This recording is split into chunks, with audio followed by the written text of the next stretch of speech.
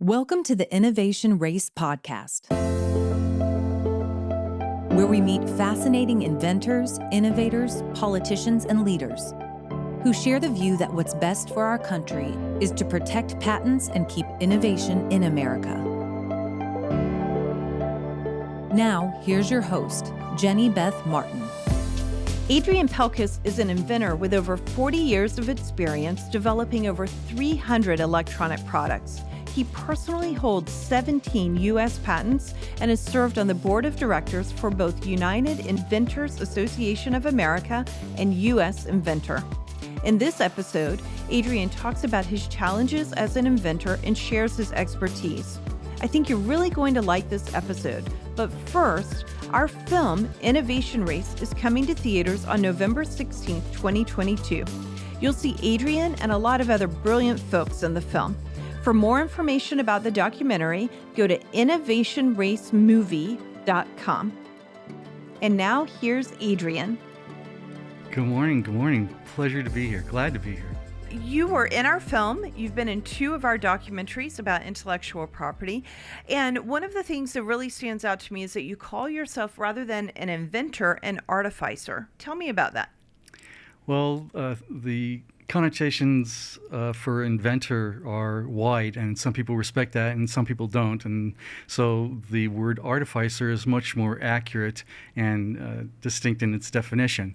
So the inventor, some people think of that as the wild, crazy hair person, but actually I'm an inventor entrepreneur, and we needed to sharpen that definition a little bit more. So artificer is what's on the business card. Very good. You began creating and inventing things at a very young age. How old were you when you had your first invention? My first practical invention actually got me a position at UCLA was an electromechanical hand that I designed and built when I was 15. I had early childhood being self-taught in some different fields, worked at even a TV repair shop, so I had a background in electronics, loved race cars, slot cars, and model airplanes. Putting it all together, robotics was an interest, and that's what led me to build a robotic hand. And what inspired you to build this hand? I loved robotics. I was influenced by the early sci-fi movies that were out and shows at the time. And it was a quest to see how I could make a mechanical hand. It would have been an even bigger project, but that was my limitation. Now, sci-fi. What sci-fi movies and films and shows inspired you? Well, I was a child of the 60s, so I got to say it was Star Trek most of the way. So is it still Star Trek or Star Wars? Which? Oh, well, Star Trek. Movie-wise, it was, believe it or not, Chitty Chitty Bang Bang. Oh, really? Yeah, well, that makes sense, I guess. Right. Somebody was able to kludge a bunch of things together and make something new, and that was inventing 101. That's exactly right. How many inventions have you created? Well, I have 18 issued patents, but as far as creating things, I've actually developed over 300 demonstrable products. That's 300 things that were developed, that were shown, or they were demonstrated. 300. That is truly amazing.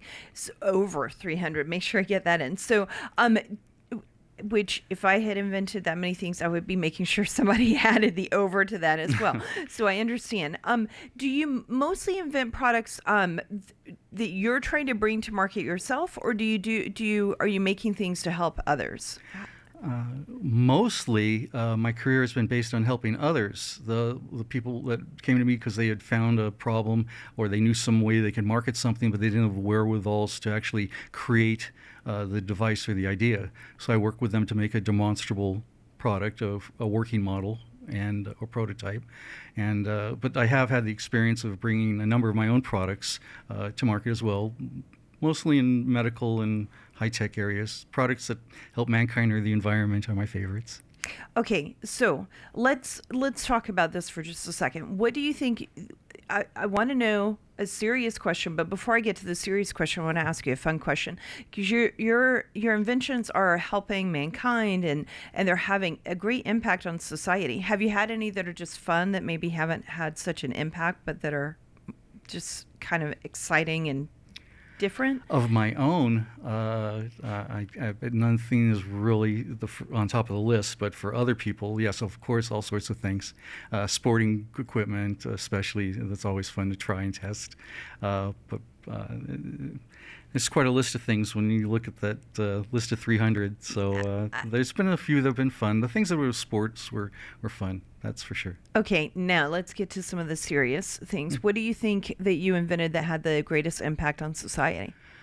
Well, medical devices. I've had two most recently that were successful and very important. The one I guess I'm proudest of was a medical process treatment. The problem with diabetic foot ulcers in this country is enormous. It's actually a $17 billion a year problem. 110,000 people a year have an amputation of a lower extremity, and the morbidity rate is more than after 5 years, it's horrific. So I done some study, and I incorporated the essentials of wound treatment: hydration, oxygenation, and an antimicrobial, and automated it into a system. And we tried it, and it was amazingly successful. So I pursued the whole course, got it through the FDA, got the patents, raised the funds, started the business, launched the company. At one point, we had 20 machines all across the country, and the nurses were saying it's a miracle on wheels. We're treating people that have foot ulcers for 6 to 8 years, chronic foot wounds. We're healing them in 6 to 8 weeks. So you were working at UCLA when you were 15. What were you doing as you did that? Well, I was first introduced to Dr. Setaguchi, who saw my mechanical hand, and he asked me to volunteer there that summer. So my first summer there, I was working as a volunteer. The Child Amputee Prosthetics Project builds prosthetics for children. And my position there was the electronics area. A lot of the prosthetics use electric hooks and elbows and shoulders, or the wheelchairs themselves. So I was aimed to that direction. So along the way, I helped build the prosthetics and wire them and control them, and a few other events. The varsity, I believe, show was for televised to help kids with their prosthetics. Anyway, I was involved with that for the first year, and the second year they hired me. So I actually I was actually employed by UCLA. I think I was 16, and I was an electronics technician. And am I correct in understanding that by the time you graduated high school, you were responsible for over 50 patients? Is that correct? Right. All the kids that had come through there, any device they had, I was the one that had to build it, maintain it, and repair them. So yeah, at the end, there was 51 patients. And I bet that was good for those kids as well, to see someone who was younger helping out, not just someone who was older. It made a huge impact on my whole life as far as caring for these kids, and they're not handicapped. The disability was something they quickly overcame once they had that prosthetic device. I remember being in tears once because our lab built all kinds of prosthetic devices, but the one event in particular was a young man, bilateral lower, so no lower extremities, and we built him essentially a pair of legs.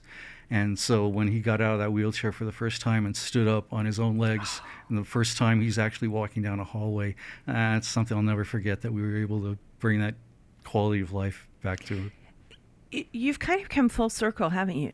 Started out and you were inventing, and you were helping people who had lost their limbs in some way. And now with this invention that you were just talking about with diabetics and the foot ulcers, you're actually trying to prevent amputations now, aren't you? That's very true, very true. And preventing that amputation has changed a lot of lives. That I was very happy and grateful to get the letters back. Some of them actually said I saved their life. So, yeah, it's been very rewarding. That is truly amazing. I've heard inventors say that the moment they come up with an idea for invention, it's like an epiphany, like it is divinely inspired. And you're agreeing with that. Explain that. What does that mean?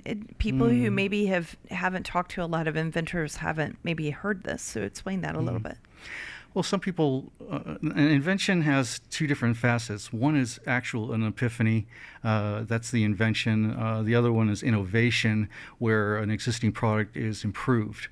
But for the invention purpose, that shine of light, it is almost a spiritual experience.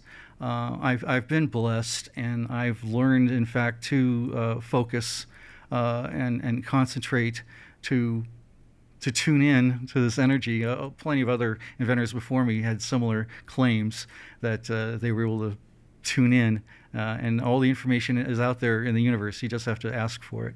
So in certain moments, working on certain problems, I would focus in on this, and my brain was able to conceive what it was necessary to solve that problem.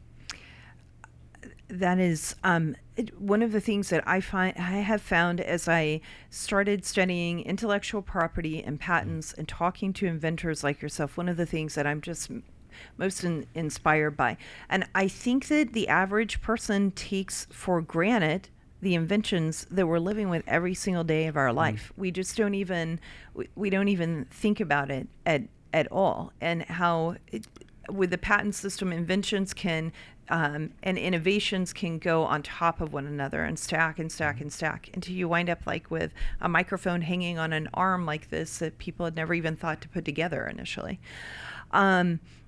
which is a simple thing compared to the kind of life-changing work you're doing. Well, there's a lot of technology and intricacy in this, but it's true. Everything you see or touch was invented by somebody. But no, you don't usually think about that or pay attention to it.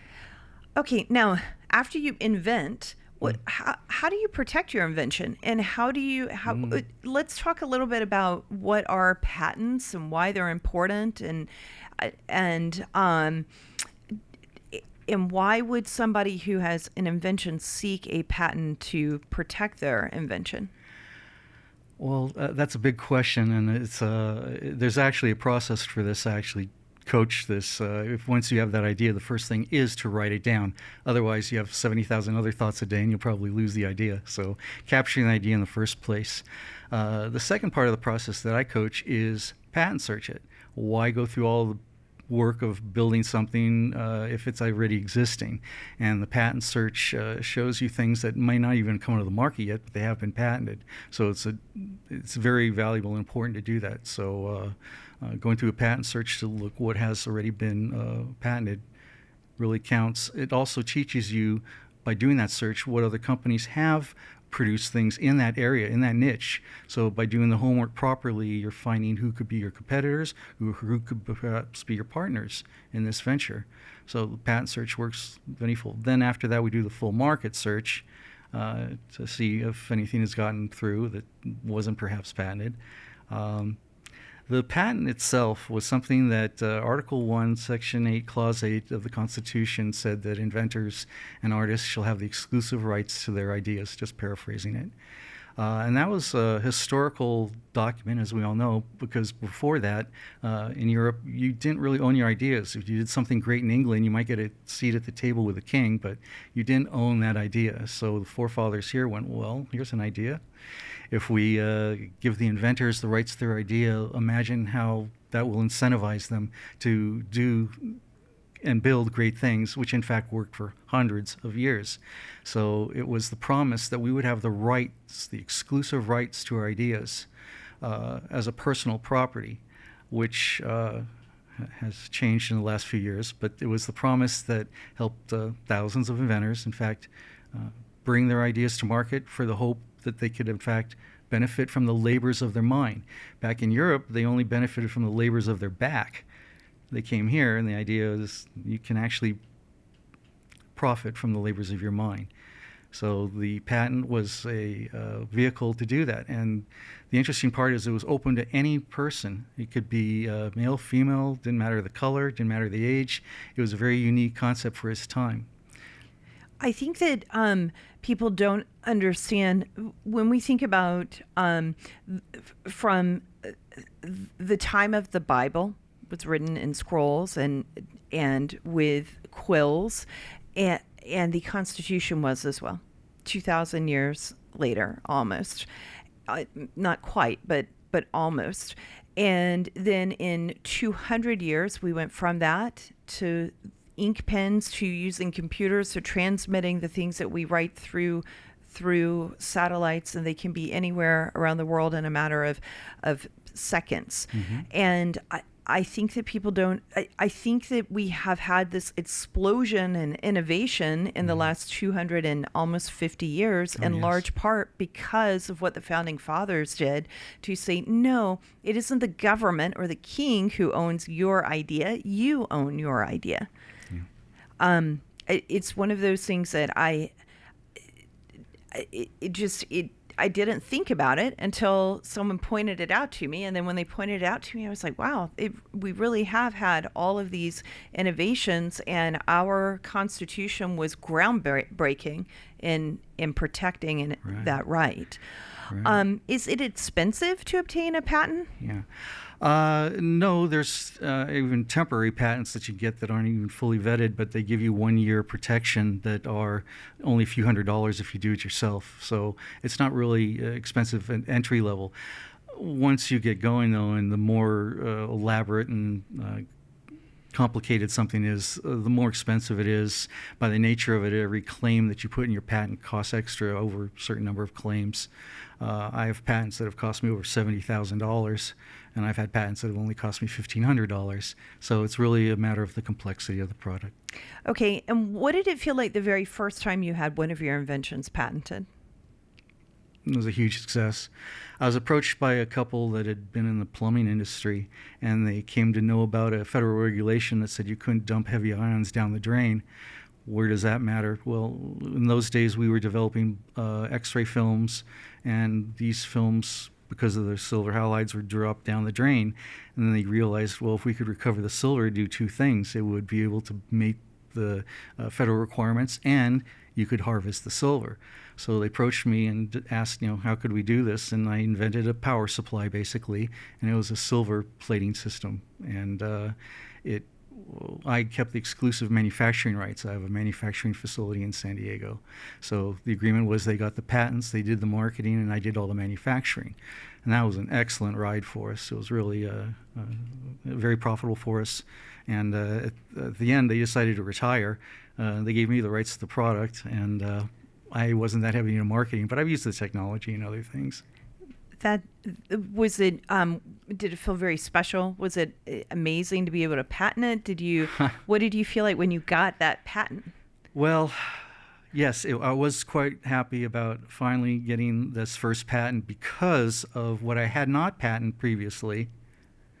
Oh, well, tell me about that. All right. Well, many things I had developed. I first I had a very high-tech career, and then got into a consumer electronics company as an engineering manager, and was approached by people that wanted to have some products. And a gentleman approached me from LA, and he had a car business, and he did special installations of stereos and alarms. And he wanted a car alarm that would lock your door and flash the lights, and with a remote control. And that did not exist at this time.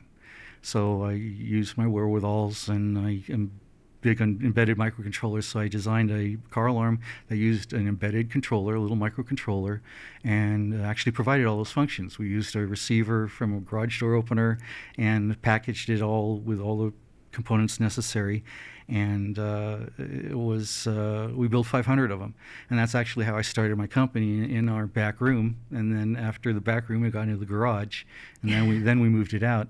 But the story here is that I did not patent it. So it was only about 3 months later, somebody came in my office and showed me a little black box. He said, "Here, look at this. KSP, it's Korean specialty products. Open it up." I opened it up, all the same parts. That was my product. I went, "Oh, okay, well, they knocked it off. I've heard of that." And I didn't really think about that much because I wasn't marketing it. Well, it was only a few months later, another product hit the market with all the same components, and it had a little different name, and it became a big success. It was the Viper. Wow. Viper car alarm. Now, you know who started that company? I don't know who started. Daryl Issa. Oh, right. Yeah, that Daryl Issa. Okay, the one who makes decisions Right. about this. So his patents were actually 5 years after I'd actually built and marketed 500. Okay. And so you did not patent No. then, and I guess you learned the importance of Yes. protecting your ideas. So when you did get that first patent, how did that feel? Great. I have it framed on my wall, and again, we had a great ride with it and helped build my company, and it was party time. Great. That's good. Okay. Now, we've talked about you as an inventor and artificer, and we've talked about the patent process and how patents are supposed to protect intellectual property of the inventor or creator. But, and you even pointed this out, it isn't quite the case anymore, is it? Oh, not at all. Not at all. So, what is going on right now? What's the difference now than when you first began patenting inventions? Well, 11 years ago, a bill was passed called the American Invents Act. And the AIA was, and we have to go back to when corporations took over the country and Citizens United and all these other things were changing things.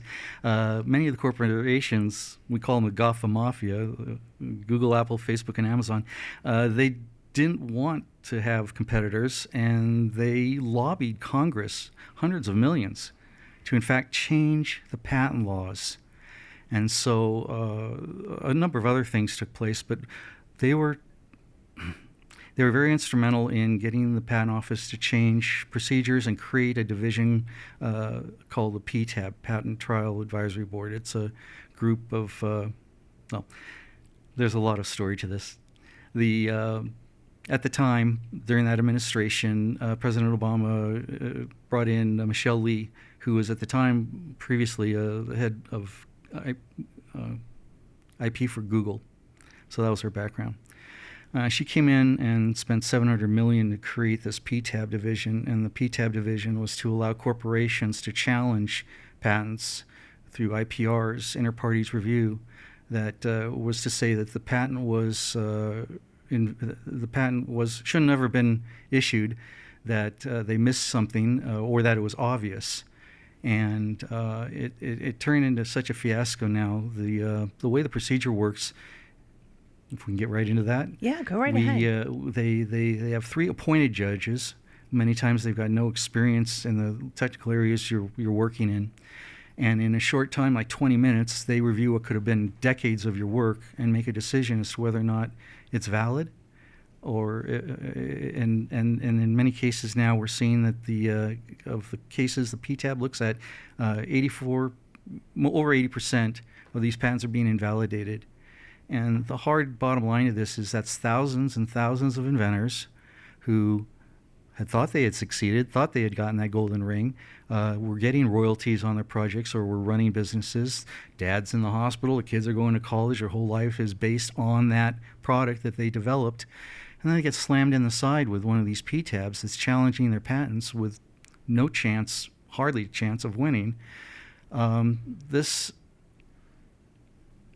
It goes to the heart of why we do invent. It's because we have this idea that we can pursue our happiness and, in fact, find ways to, again, prosper from the labors of our mind. So to be sideswiped or torpedoed by a company that doesn't want to be challenged is extraordinarily, especially financially, difficult. The cost to file one of these IPRs is only tens of thousands, but it's in the hundreds of thousands to defend it. So if I'm attacked, it's going to cost me hundreds of thousands, and when I'm done with this whole ordeal, I won't have won anything except the rights to use my own patent still. So it's really an opportunity for corporations to shelve the small inventor if they don't have the resources to fight these patent battles. Or if the inventor has invented something and they have not yet been able to get the royalties on it. Let's step back just a moment. Yes. Why are the royalties important? Explain a little bit about even how that works, because someone who's listening to this, they may not have ever heard, they may not even understand what that means. Well, that's an excellent question. Actually, it's how when I coach people from the very beginning, moments before I even know what their product is, I'm asking them: are they looking to start a business, legacy sort of thing, or are they looking to license? Because the paths are similar to begin, but then they totally deviate. When you're starting your own business, you have to do all the marketing, you have to do all the manufacturing, you have to raise all the funds, you dedicate 110% of your life for as long as that takes, and that becomes your life. Yeah. The other way to go is the license agreement, and you still need to have the same protection from patents. You still have to do some market research. You still need to create the sales sheet and perhaps a working model.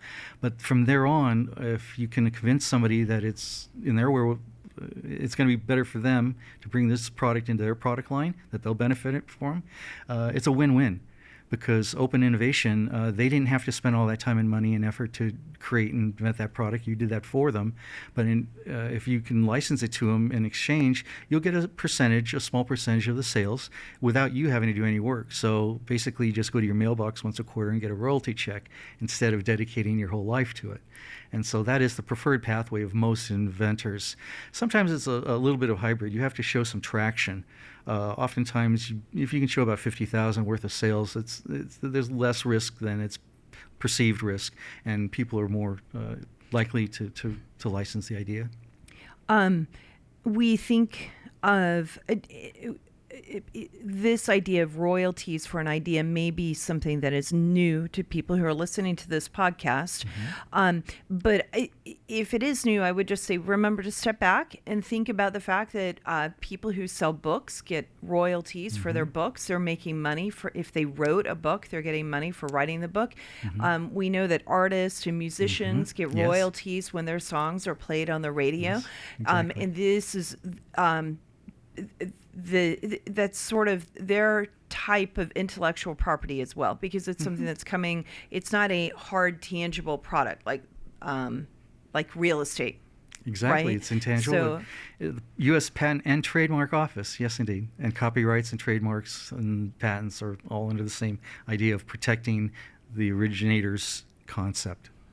Okay, so you get the royalties and you're beginning to make a little bit of money off of it. And it's kind of risky, isn't it, for an inventor to patent their product or to even begin that process, because you've written everything down and you have to write it down and submit it for the whole world to see. Whereas if you do something called trade secrets, you kind of just lock it up and nobody knows how it is done, right? So it winds up being a little bit risky. You're putting it out there and you're trusting that the system is going to protect that, so that you indeed actually get to benefit from it for a short time, not forever, but for a short time. Just like artists and musicians, authors don't books eventually go into the public domain. So you're trusting that the system is going to allow that protection. And the system's letting you down right now, isn't it? Oh, well, absolutely. Going back, yes, copyright, some of the things have 99-year protections on them, but the patents used to be 17, now it's 20 years after issuing, which actually shortens it because sometimes it takes 7 years to issue. This system has changed so much that many inventors now are actually fearful of even getting involved, because they know that if the product does become successful, they are now a target. Elon Musk said recently, getting a patent is like buying a lottery ticket to a lawsuit. Absolutely right. And if you, one of the things that concerns me the most is that inventors may just say, well, I'm going to keep this idea and not let the world see it. And the world may not benefit from it, but I haven't had to go through the pain and heartache of putting my idea out there and the financial devastation that it may bring if your patent is invalidated. Right. It disincentivizes them, actually. Right. It does, absolutely. We got into this because, one, we love to create, and some of our when we can actually create something and see it work, it's one of the greatest joys we have. An inventor oftentimes isn't the marketer, because it is two different mindsets. It really is, how to approach public and how to convince people. I can make things work. Making people work, that's a different story. So the inventors oftentimes just bewildered in the fact that what's happened here in the patent system is actually working against their interest, threatening their livelihood. This whole idea of trade secrets is, in fact, where a lot of our group is pivoting to. Beginning of this year, decided one way we can get some attention is to actually boycott the USPTO until they make some changes, because we are so concerned that these things are going to get ripped off. The idea is that we would, in fact, keep trade secrets or file our IP with the WIPO, which is a worldwide organization that issues patents. So there are other options than the USPTO. But the idea that you can keep a trade secret has long held, and the problem becomes when you do want to either sell the company or if you can license it, there's a lot more involved to showing what is the secret sauce, but not giving it all away. Right. That's part of it. Even in the patents, there's a preferred embodiment in a patent which describes how one way it could be built. Quite often, it's a derivation of that actually gets to market. So some things sometimes are concealed, or they are later brought out in a second patent or third patent. A lot of patents have continuations. Let me just step back for just a minute and go back to what you said about how it may just cost $10,000 or tens of thousands to challenge a patent, but hundreds of thousands to defend it. If a royalty maybe is just a small little percentage of sales, perhaps maybe it's 2 to 5 is a typical average. 7 is a good royalty. Higher than that, you really struck pay dirt. So you're talking about if it's it's pennies on the dollar in essence of what they're selling. So why would a big corporation be so worried about that? It isn't costing them that much, but I think they realize that it is, but they couldn't even sell the product if the invention had never been invented. Right. Well, they convinced Congress that it was costing them too much. In fact, they're making billions and billions, and it really was unfair. But they also convinced Congress that those of us that were still working on bringing our product to market were in fact trolls. These big, huge corporations created this entity saying that picking on the garage inventor. Right. Well, a lot of us, we don't have a marketing team. We don't have a manufacturing company. We don't have the funds or resources. So we are trying to either find somebody that will fund us or get that license agreement. So along the way, we're struggling. But they grouped us all together, and they called us patent trolls, and they convinced the Congress that we were their worst nightmare, that we could come out of nowhere and then sue them because they brought a product to market, and now they had to pay us. So, but they should have been paying you. Otherwise, it's what us inventors stealing. believe as well. Wouldn't it be stealing your idea then? I mean, it's flat out. It is. Okay, so they really just, Congress messed up one of our great, the foundational ideas in our Constitution with the America Invents Act. It really just turned it upside down, right? Well, and then it spilled over because we have problems with, they've changed injunctive relief laws. If there's a trifecta here, we have what Congress has done, what they're enforcing the Patent Office to do, and then the concerns and the problems that came out of this. Some of the cases went all the way to Supreme Court. Supreme Court didn't stand behind the small inventor either. Supreme Court went and agreed with the major corporations. And so the trifecta of these three things is, well, beyond any small inventor's concern or ability. So some of us have joined together. I was one of the co-founders of U.S. Inventor, for a matter of fact. We were 501c4, and I did lobby in Washington for 2 whole years, trying to convince the same congressman that passed the law that they made a mistake and they could change their mind, which I realized was a fallacy. I heard 2 years of hearing all the platitudes I can handle and decided there had to be another way. So we're finding other ways. And this idea of a boycott, it isn't significant until it is. So well, it isn't significant.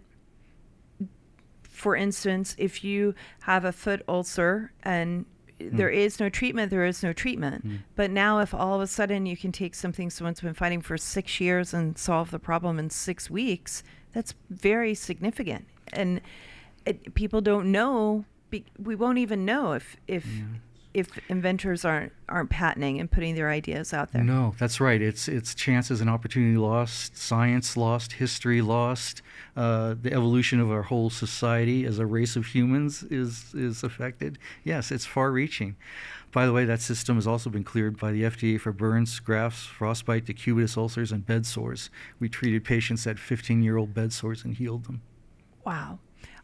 So now with U.S. Inventor, you're looking for, you've brought together inventors And basically, you've created a bit of an activist organization with inventors. Yes, I was on the board and started on the board for a couple of years, and then I had to step down. I had some medical issues of my own. But in fact, they have continued and have found a number of these inventors and have their testimonies. They've created a great website. It's usinventor.org that has all these testimonies, and they're just heartbreaking, horrific stories of some brilliant inventors that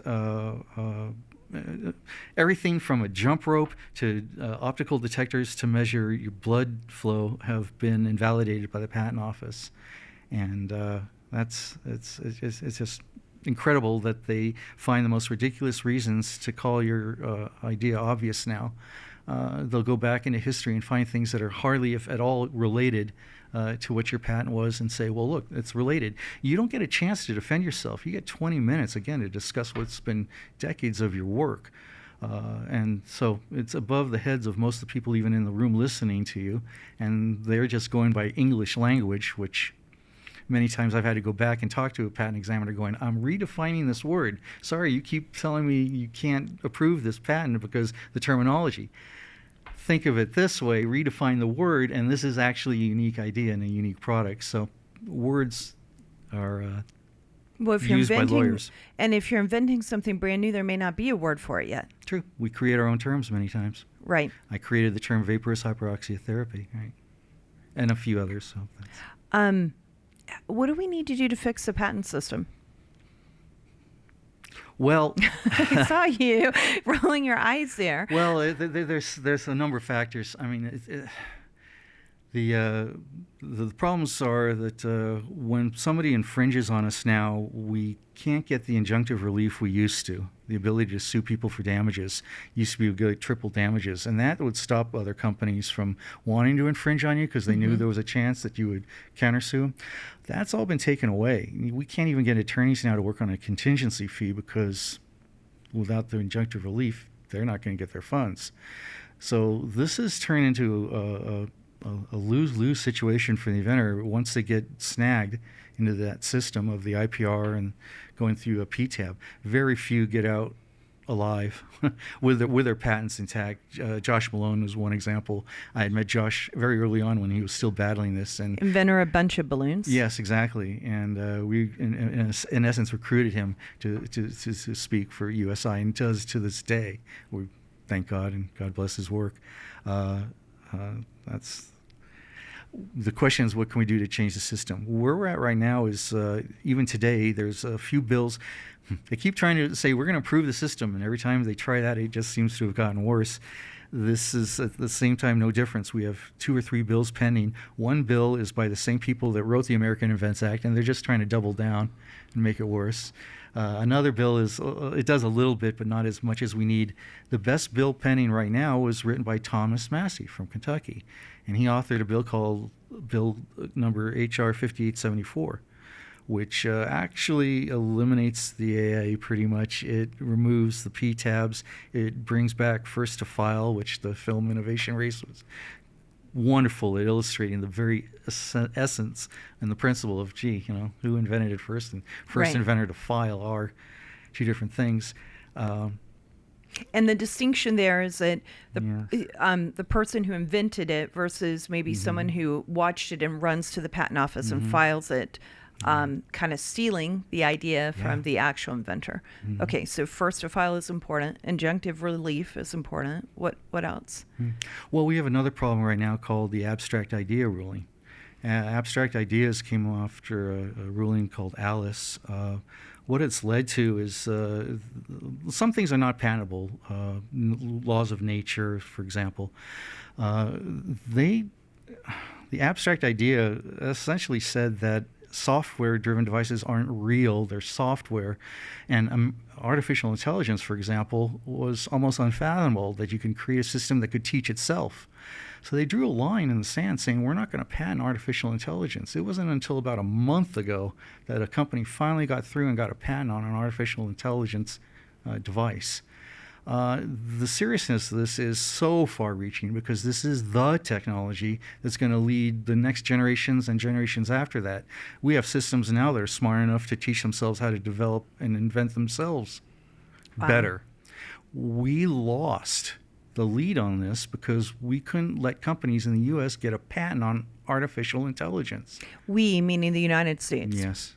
And what kind of threat is that to the United States if we're not in the lead? Huge. Why? Again, here's examples of medical. My products I like is medical, environmental. Imagine a system. The truth was an MRI system a few years ago was denied a patent because it was going to be based on artificial intelligence. Where does this work and how does it work? You have an imaging system that does diagnostics, and it can take images of your heart or whatever system it's looking at. And by comparing images, it can compare, it will learn what a bad heart looks like versus a good one, just to simplify things. And with enough of that education, it can then make really great determinations. So an MRI machine that can learn by reviewing the images becomes a super intelligent machine that is so invaluable. It can so instantly diagnose things that doctors might misdiagnose or take too long to diagnose. In so many other areas, the ability to quickly adapt and improve itself and move forward is in military, it's in communications, it's in all sorts of areas. So this was what I called intellectual suicide for the United States. It really has put us back. 2019, China took the lead on high-tech products, including these artificial intelligence devices. So it's been really detrimental. Nobody really appreciates this, but not nobody. Very few Americans are aware of, well, the whole problem with patents as a whole, and then more specifically, what we've done with artificial intelligence ruling. The fact is, right now, we're at a point where we don't even know what is patentable anymore at the Patent Office. The latest rulings have further shown that they can't make a clear definition as to what's patentable and what's not patentable, and that just destroys the usefulness and it just destroys the system, not being able to have something you can count on. What are the risks if China winds up becoming the leader in this and maintains that lead versus America? It's horrifying to consider what the end consequences could be to this and to what extent. China, even though people are going to China right now to protect their property through patents, they're not exactly known for actually respecting individual property rights. No, but they have you got to take a step back. When they looked at what was making America successful and they realized it was the patent system, they went, great, we'll copy that. And they did, in fact, copy the patent system. More recently, they've realized that the inventor's rights and protection does matter, and they've changed from that viewpoint that we could let anybody knock somebody off to one where if they have a Chinese patent, they will enforce it. More so than they will even here in the U.S. And China may not respect the United States patents, but they're going to protect their own because it benefits the Chinese Communist Party, I'm sure. And their society. Right. Right. So our first hits are going to be economic. The second hits are going to be in as a society, we're losing this edge. China, in their manufacturing capabilities, evolved so much manufacturing knowledge that we don't have that they do because they evolved it. And so if we go steps further and looking at innovation as a whole, if they take the lead in that, and then add to that artificial intelligence, if they combine this all, their society will greatly benefit and their abilities will far outpace ours, and we'll become a third-rate nation. It's very scary, and it's why we have to fix our patent system. And it's really, it doesn't take an invention to figure out how to fix the patent system. It just takes going back and looking at what the Constitution says and making sure that we are protecting it. It was one of those things, they say if it works, don't fix it. So it was working quite well, and they decided to fix it. And talk about an obvious idea. Go back to what was working. So well, our patent system as it was, where if you in fact thought somebody was infringing, you could sue and you could get the damages, and that prevented most companies. That's a huge issue right there. the ability of an inventor to raise money because he could, in fact, get a patent that would show that it was secured was huge for startups. I myself have raised millions based on the fact that I had a patent and we thought it was secure, and that it was something we could stand on and protect us. Now, it's not something we can trust. We wonder, because all these patents are getting validated because they're finding that there was something obvious in them. Well, why didn't the patent office catch that in the first place when they had that responsibility when they were first looking at the patent before they issued it? They do examine. You spend years sometimes with the patent office because they're examining all the prior art. So they issue that thing saying it's a guarantee. Right. It used to be a guarantee. We did our work and you have something very unique. Nowadays, that's not worth the paper it's written on. If they're going to turn around and have a PTAB that's going to invalidate a patent they'd already issued, they obviously didn't do their job right. Right. So when you look at all these patents that are getting invalidated, it means that, okay, so 84% of the patents being issued shouldn't have been issued? Yeah, Well, what's wrong with all you employees who work there who issued it in the first place? Yes. So, and then the artificial intelligence aspect, that's really hurt companies that are trying to raise investment money. A lot of the investors are savvy. They did learn that the artificial intelligence wasn't going to be patentable. I myself tried something a few years ago, and I went and approached investors that had invested in my projects before. But the project I was working on was heavily relying on AI. And I walked in the investment meeting, I gave my pitch, and they all said, "Adrian, don't you know this isn't going to work? You can't get the patent here. They're never going to approve it." And I didn't get the funding for it. Wow. And these are major innovations that will help, again, mankind quite greatly. Wow. Okay, so you mentioned that one thing you think would really help is Thomas Massey's bill. Would Yes. you restate the bill number? 5874, HR 5874. HR 5874. It has now about 22 co-sponsors, if I remember correctly. So they are gaining some support. So it'd be helpful if people who are listening call their member of Congress and urge their member of Congress to sign on to it. Yes, there is a strategy for that. We do have different groups of inventors. There are some national inventor groups.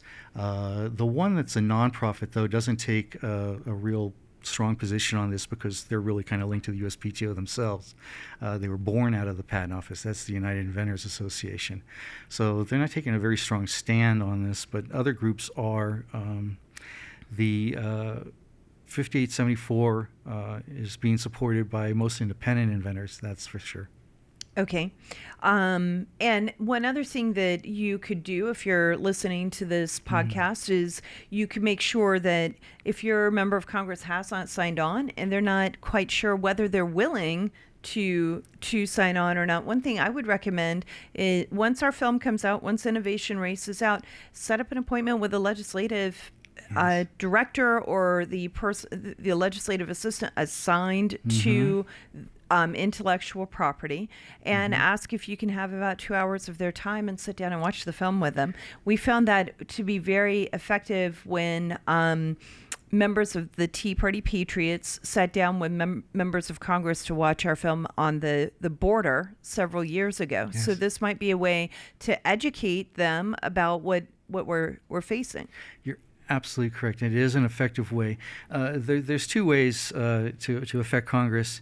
You do the pay-to-play, which is you go to their charities and you try to get a word with them, or you, in fact, go to their office or call them.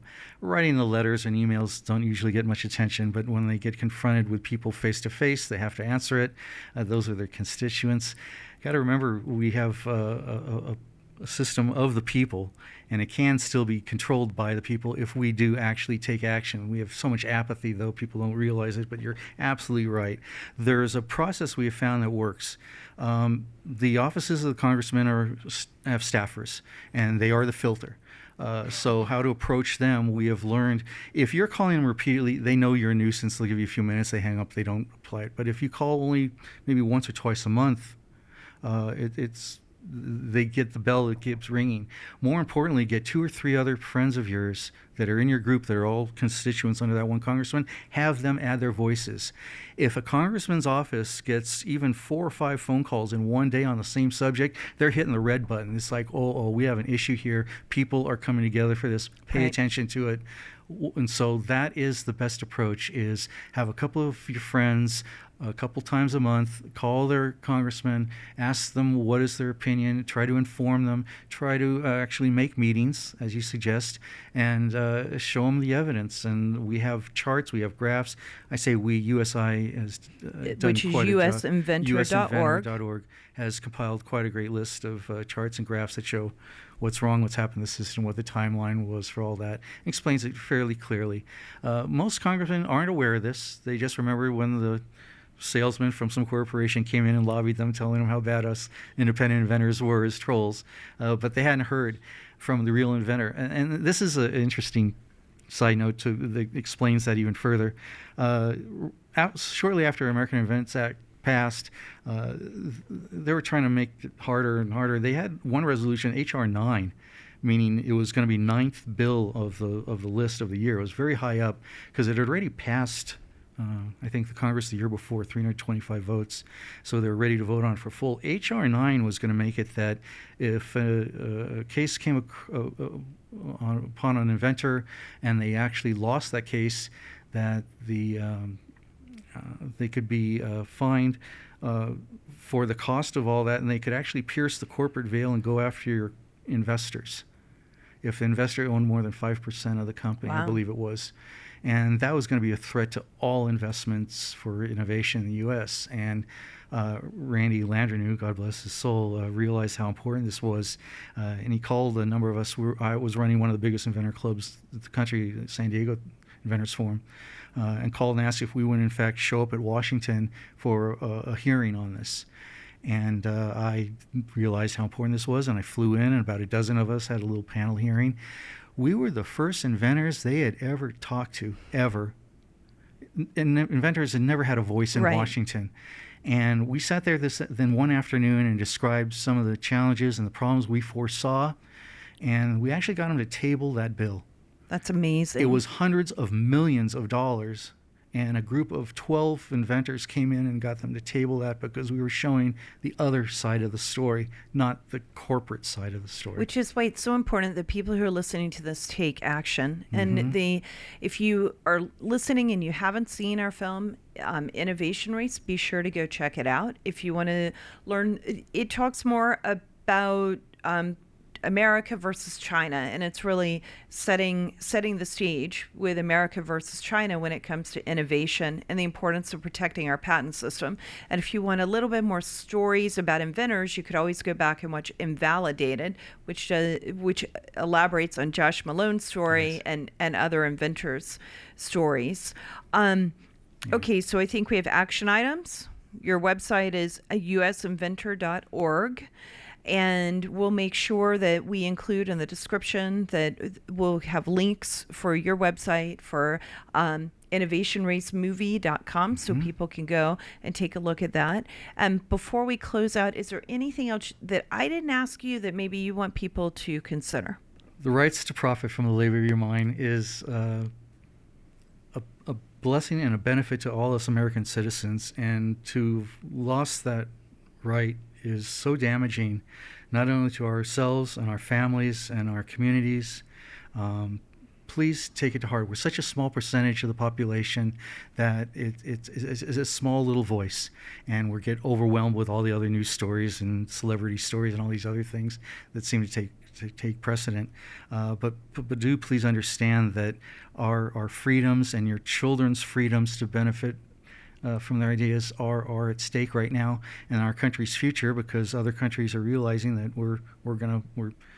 we've shot ourselves in the foot and we're falling behind. They can quickly take the lead. It's a competitive world, and yes, China's going to be the biggest competitor. Their 2025 is coming very quickly, and it's their intent to take the lead on us. So we need to resurrect the patent system, re-incentivize Americans to again be industrious and be entrepreneurial, and to have the confidence that the Patent Office will issue them a patent that will be valid and stay valid, and can protect their works. So even if the number of inventors in America, independent inventors, is very small. You have a massive impact on all of our lives, whether it is with car alarms or medical bunch devices. of balloons or medical devices Yes. or iPhones or whatever it might be. We are benefiting from all of that. And it makes sense for us as Americans to stand up for you and other independent inventors who are making our lives better. And I want to be able to do that. Well, thank you. Thank the Tea Party for realizing and recognizing this issue and this problem. Thank you to the producers and directors of this film, Innovation Race, and how well it did portray the problems in this country and what the impacts are, and everybody that was in the film that added to it. I was very pleased and honored to add the perspective of the independent inventor, but I was very happy to see others as well that voiced their concern and realize that this is such a super critical issue for our time. Well, thank you for your contributions to the film and for your contributions to our country, to the world, because of the inventions that you have made as an artificer, and also for your service to our country through the United States Navy. Thank you very much. As I say, thank you for your thank you. Well, our film, Innovation Race, is coming to theaters on November 16th, 2022. You'll see Adrian and a lot of other brilliant folks in the film. For more information about the documentary, go to innovationracemovie.com. And we will be back with additional episodes of this podcast. And thank you very much for joining us today. And thank you so much, Adrian, for being with us. Why, thank you. The Innovation Race podcast is hosted by Jenny Beth Martin and produced by Kevin Mooneyhan, Lori Heiselman, and Andy Peterson. Luke Livingston directs the video podcast. Innovation Race Podcast is a production of Tea Party Patriots Action. For more information, visit teapartypatriots.org. That's teapartypatriots.org.